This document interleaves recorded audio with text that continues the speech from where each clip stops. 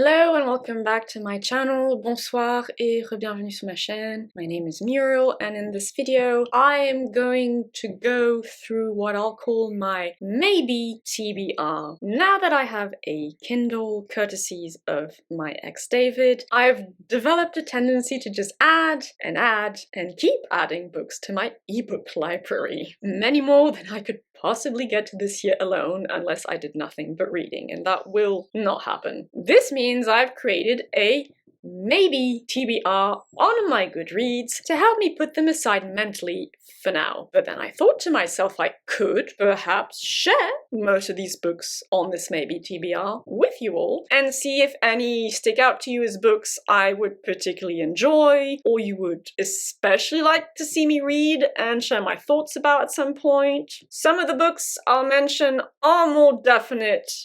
I'll definitely get to these at some point. Others are still more firmly in the maybe category. So first, I'm going to get the books I've added because of my ex-partner David out of the way. There is On Chesil Beach, written by Ian McEwan. David was a fan of Ian McEwan's writing, knew that I had loved the novel Atonement and the movie adaptation, and said I might like this shorter story, specifically because he thought it featured some things, or it featured similarities to things I told him about my maternal grandmother. It is really short, so it is more likely than not I'll read this at some point. And there is Middle Game, written by Seanan McGuire. David directly recommended this one to me, and I know I've read a Seanan McGuire story, short story, before in the anthology The Book of Dragons, and I'm pretty sure I enjoyed it. This novel seems to center on alchemy, which definitely makes it interesting to me. So this one is more on the side of, yeah, I'll get to this one at some point. I'll give it a shot. There is Titus Groan, written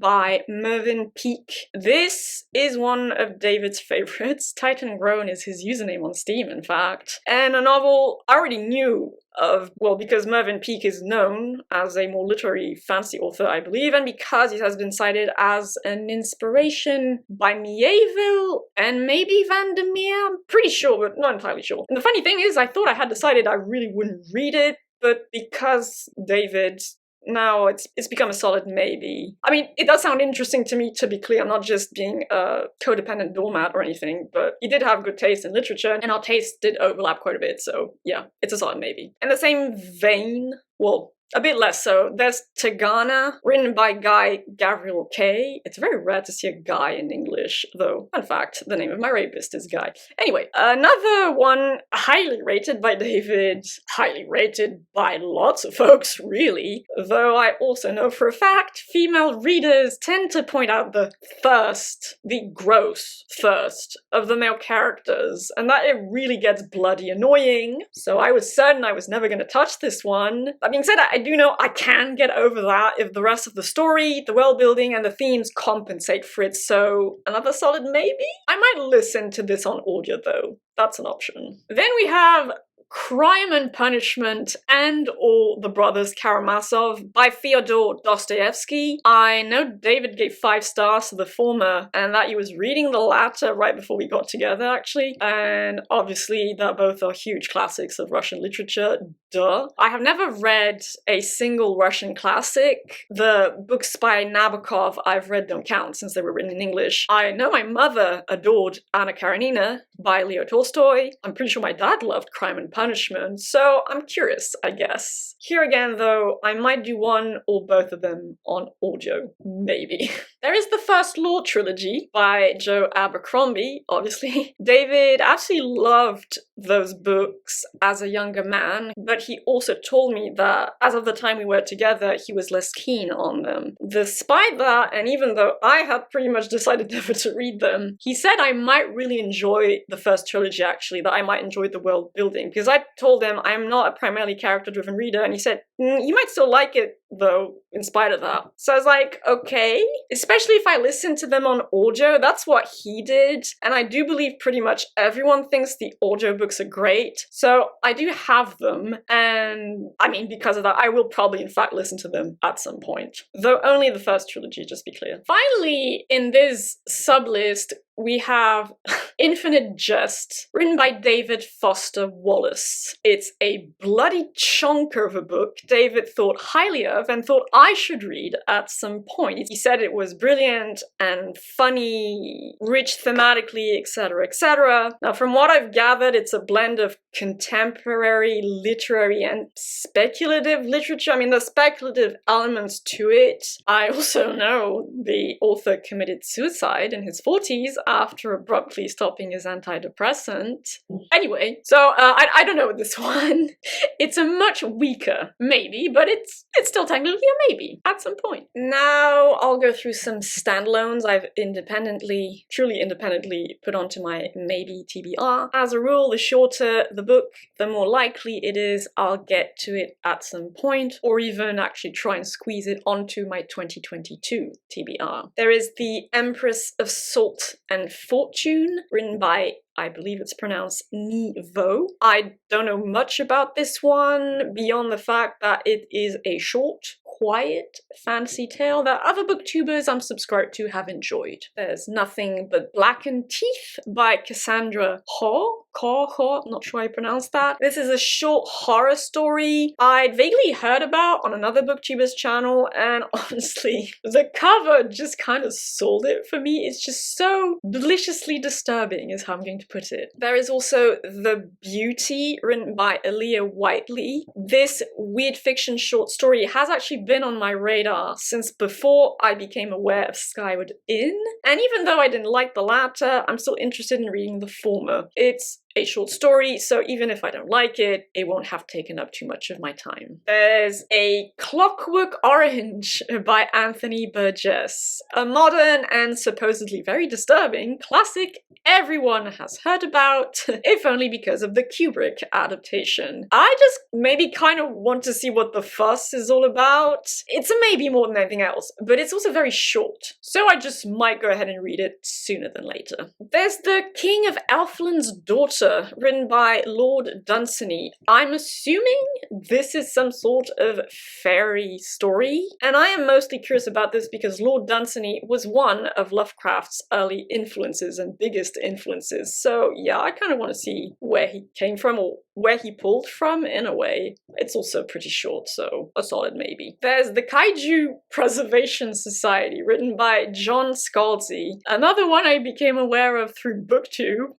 This just sounds like plain old fun. I loved Godzilla as a child. I was just so sad it died at the end. The reboot was fun. I wasn't a super big fan of the bearish design for Gojira, but the big moths were cool.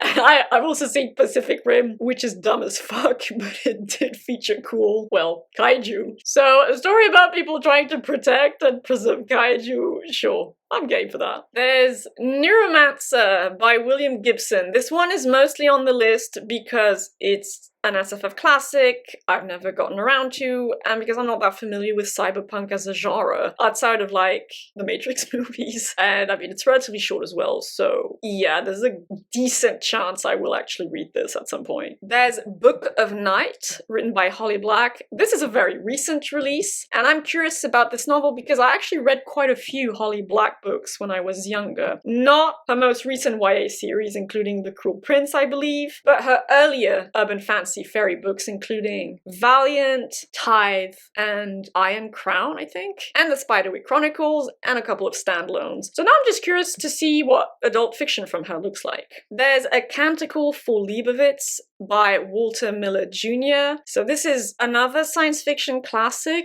I think it's considered a classic, dealing with apocalyptic events and the preservation of knowledge through monks. What more can I say? I'm just intrigued by this one, but it is more of a maybe rather than a I'll get to it sooner than later pick.